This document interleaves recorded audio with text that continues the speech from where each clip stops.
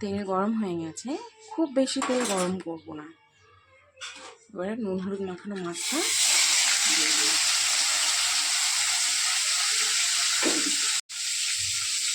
মাছটা হালকা করে ভেজে নেব।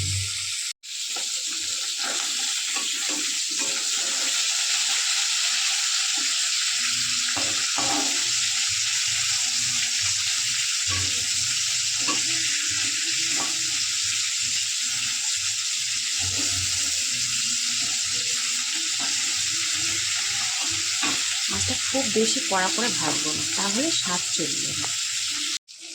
মাছগুলো ভাজা হয়ে গেছে, এবার আমি তুলে নেব।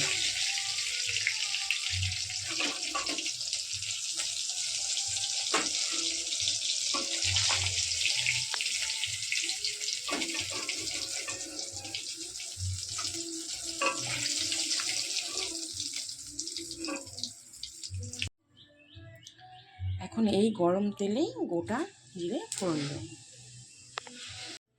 এখন দিয়ে দেবো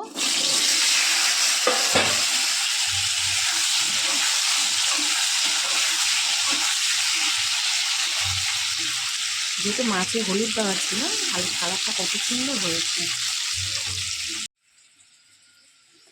আলুগুলো ভাজা হয়ে গেছে, কত সুন্দর করে ভেজে নিয়েছি দেখো।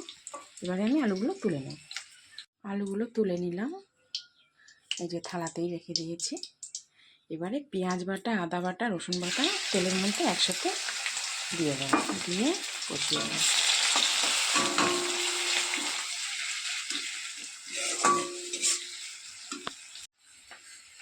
সব রকম মশলাও দিয়ে দিয়েছি, দিয়ে এবার একসাথে ভালো করে কষিয়ে নেব।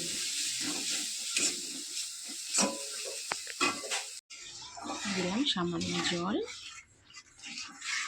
দিয়ে মশলাটাকে ভালো করে কষিয়ে নেব।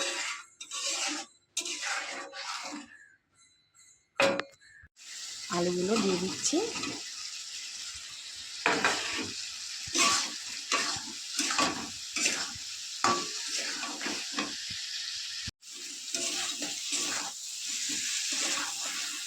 কষানো হয়ে গেছে, এবার দিয়ে দেবো পরিমাণ মতো জল।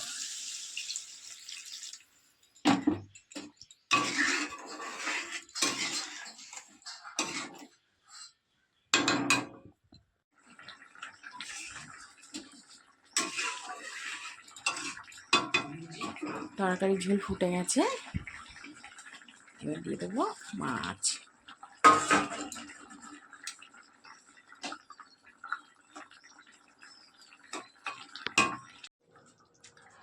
তো মাছের ঝোল হয়ে গেছে।